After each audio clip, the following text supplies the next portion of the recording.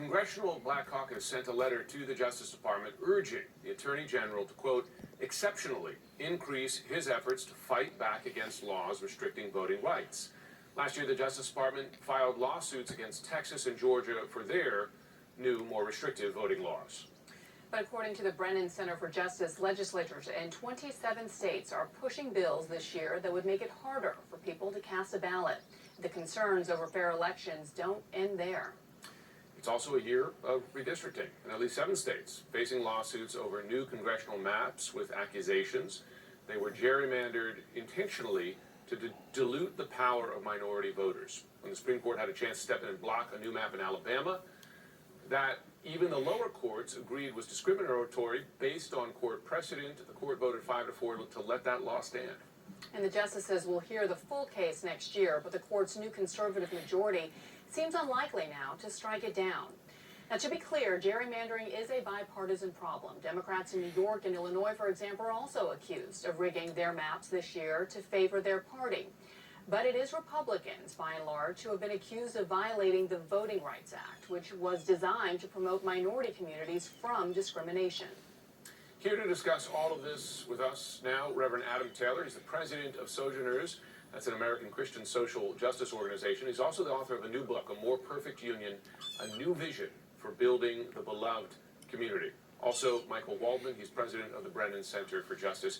Good to have you both on. Reverend Taylor, if I could begin with you. You wrote in Newsweek recently something that reflects broader points you made in your book, the following. Arguably, the biggest challenge in safeguarding our democracy today has become the complacency and apathy of the white moderates and far too many parts of the church. Their silence and complicity embolden efforts to unravel our democracy toward autocracy and even fascism. I mean, this is a criticism that we have heard on this broadcast from some Democrats aiming particularly at the Justice Department for not aggressively prosecuting or trying to challenge these things in court. Tell us why you believe that. Yeah, thanks. Well, grateful to be with you. So I think it's important to emphasize how much of an assault on our democracy we're seeing. And really, it's the biggest test of our democracy, I would argue, since the Voting Rights Act was passed in 1965. There's been a lot of denial and downplaying about the impact and the intent of these bills that we're seeing passed in over 19 states. And the Brennan Center's voting roundup provides really good data on that.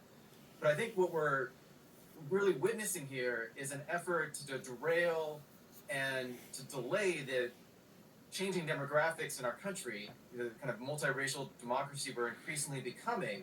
And from a faith perspective, and this is why I really tried to emphasize this on Dr. Martin Luther King Day with that article, this represents a real attack on human dignity and on what we describe as the Imago Dei, the belief that every single person, that means every single voter, is made in the image of God.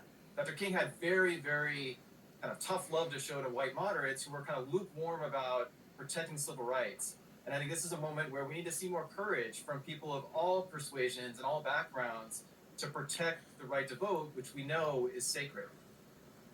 Michael, what we hear largely from Republicans, many in these 27 states that you've compiled that push restrictive voting rights laws, is that they're doing it to keep elections safe.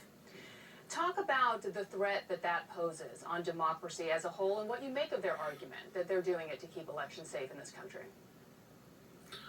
Well, we all want elections to be safe and secure.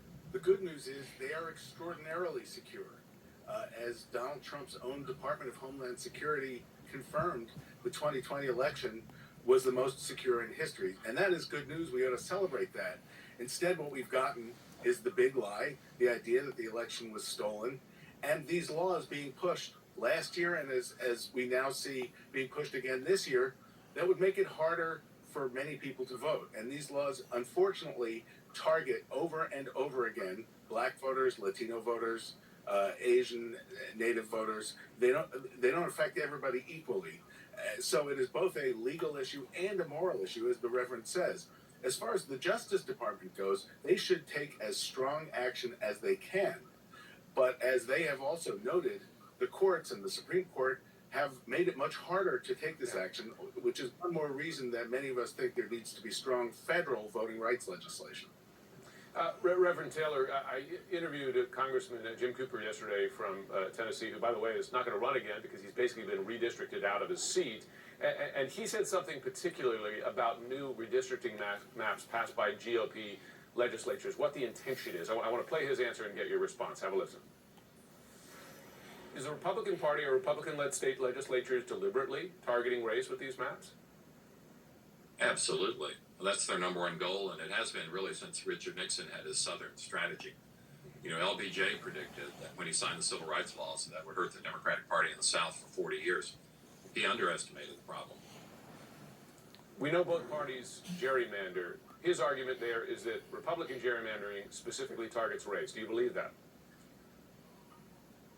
I think in many cases it has, and certainly there's a historic pattern of that happening. You know, many of these districts kind of look like Frankenstein. They really cannot really pass any kind of muster in terms of having any semblance to them, other than, you know, in many cases, efforts to try to concentrate black voters into one district or to disperse them across districts in order to dilute their overall voting power, if you will. I do think there's another part of the gerrymandering crisis we're in that we need to emphasize. It is helping to fuel so much of the polarization and the brokenness in our politics. And it's kind of fueling this us versus them, zero-sum nature of our politics. I call it the politics of division. What we really want is a politics of the common good, and that's why we need legislation like the Freedom to Vote Act that would help to prevent and end this gerrymandering that's happening across the country. It's a good point, Bianca, because you and I hear that from both Republican and Democratic lawmakers. They say as you redistrict, you create districts that only elect partisans, and therefore, Bianca, you have no meeting of the minds in the middle. Right, and you have both parties accusing each other of doing just that. In terms of voter enthusiasm, Michael, a recent CNN poll shows that just 43% of Americans are extremely or very enthusiastic about voting for Congress in the midterms. That compares to 51% for Republicans. Given this ongoing threat to democratic values, right, shouldn't voters be more determined to go to the polls? And why do you think you're seeing that reluctance and the lack of enthusiasm? Well, I think it's a question that we'll see the answer to over the coming year. Midterm elections, of course, usually have lower turnout than presidential years, but in the last few elections, we've seen very high turnout. People, to surprising degrees, are really engaged, and for the first time, yes, we know about this movement driven by the big lie, but there is also a democracy movement energized by opposition to that big lie and by support for action on voting rights that is starting to really be felt. And it's an interesting question whether that democracy movement of committed and angry people who don't want their rights taken away, whether that will be one of the stories of 2022 as that gets felt at the ballot box. Yeah, it's interesting, Reverend Taylor, you note that it's white moderates who could really be the game changer here in turning things around. Really interesting conversation, very important conversation. Thank you both for joining us, Reverend Adam Taylor and Michael Waldman.